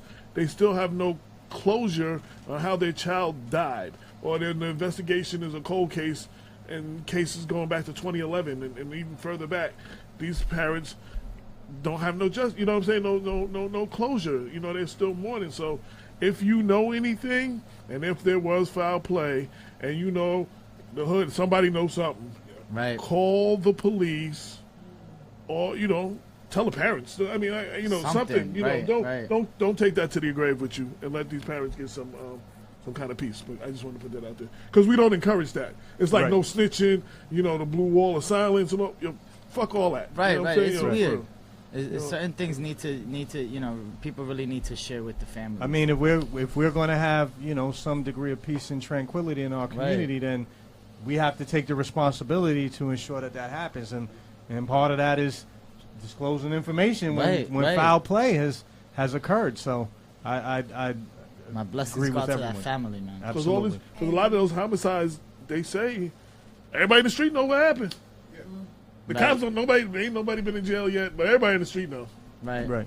The other thing that would be helpful to the families to also contact victim assistance program. You say that again. You're not loud. The victim assistance program.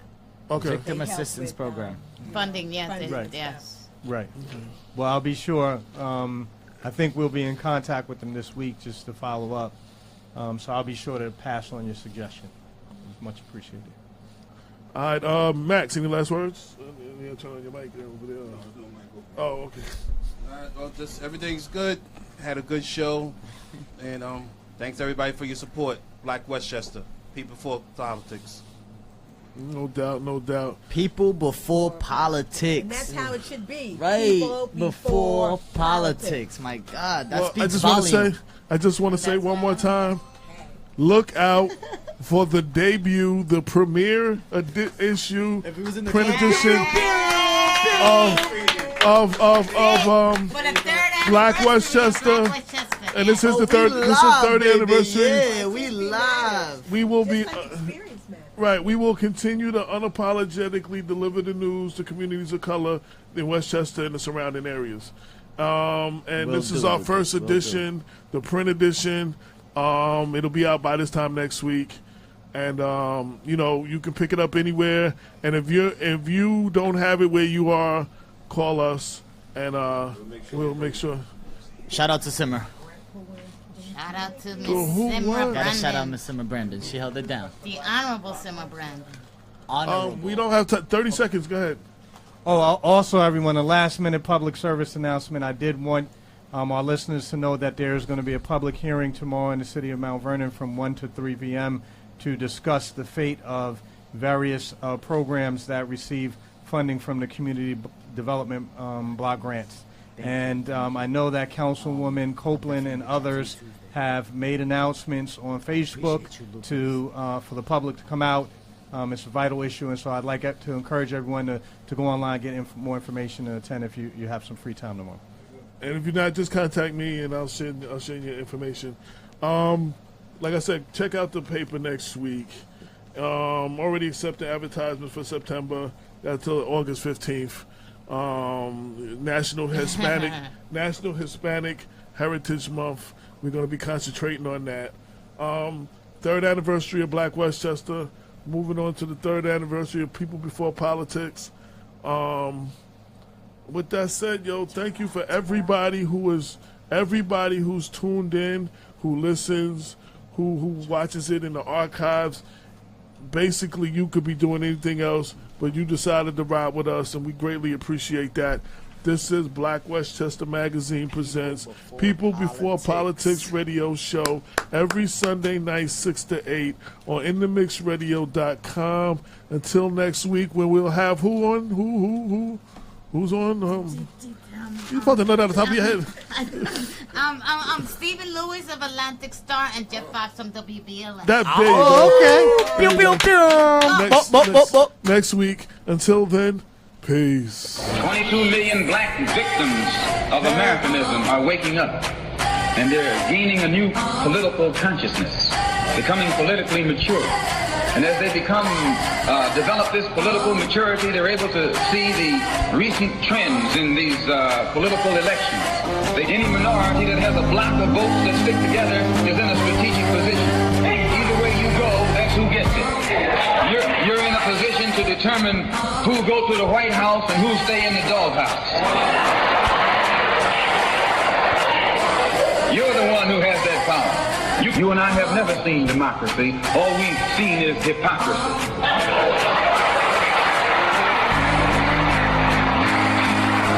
When we open our eyes today and look around America, we see America not through the eyes of someone who has enjoyed the fruits of Americanism.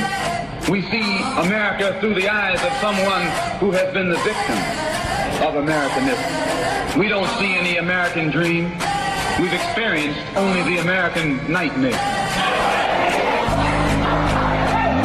We haven't benefited from America's democracy. We've only suffered from America's hypocrisy. And the generation that's coming up now